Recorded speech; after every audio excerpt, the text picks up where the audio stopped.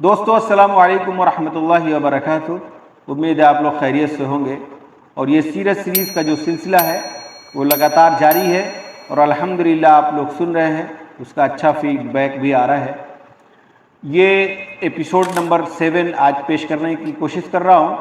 आपको याद होगा कि पिछले एपिसोड में ये बात चल रही थी कि जब उनका सीना चाक किया गया, वो जो वाक़या पेश आया था जिसमें हज़रत जिब्राईल अलैहिस्सलाम आए और उनके दिल को चाक किया और फिर उसको जो है अंदर डाला। इस वाक़े के बाद जो है वो डर गई और ले करके उनकी वालिदा हज़रत आमिना के पास मोहम्मद सल्लल्लाहु अलैहि वसल्लम को ले आई। यहाँ तक बात पहुँची थी।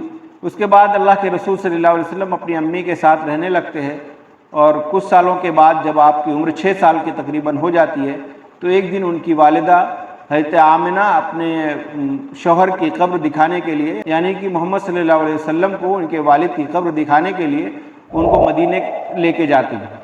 उनके साथ तो उनकी खादिमा उम्मे ऐमन होती हैं और कुछ रवायत में है कि उनके दादा अब्दुल मुत्तलिब भी उनके साथ में होते हैं।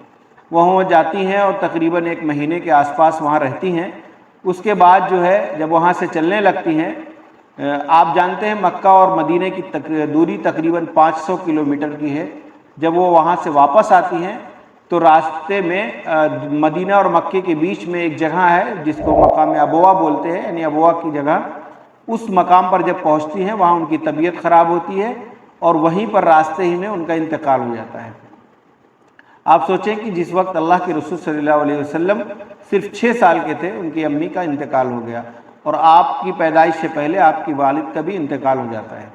उसके बाद से वहाँ से उनके दादा अब्दुल मुत्तलिब लेकर के उनको मक्का आते हैं और अपने तमाम बेटों से ज़्यादा उनकी उसको मोहब्बत करने लगते हैं, उनकी देख रेख करते हैं, उनको पालते पोसते हैं। आप कितना उनको चाहते हैं एक वाक़या मैं बताऊं जिससे आपको अंदाज़ा लगेगा कि दादा अब्दुल मुत्तलिब अल्लाह के रसूल सल्लल्लाहु अलैहि वसल्लम से कितनी मोहब्बत कर रहे थे। अब्दुल मुत्तलिब हरम में उनके लिए एक फ़र्श बिछाया जाता था जिस पर जाकर के वो बैठते थे और किनारे किनारे उनके तमाम बेटे बैठते थे, तो वो बातचीत करते थे। लेकिन जो उनके लिए बिछाया जाता था फ़र्श या जो उनके लिए चादर जो बिछाई जाती थी जिस पर अब्दुल मुत्तलिब बैठते थे, उस पर कोई भी बेटा उनका नहीं बैठता था ताज़ीम की वजह से। लेकिन अल्लाह के रसूल सल्लल्लाहु अलैहि वसल्लम जो जिनकी उम्र उस वक्त तकरीबन 8 साल के आसपास थी, 6 से 8 साल के बीच में, वो अक्सर जाकर के उस पर बैठ जाते हैं उनके तख्ते पर, उनके उस जगह पर।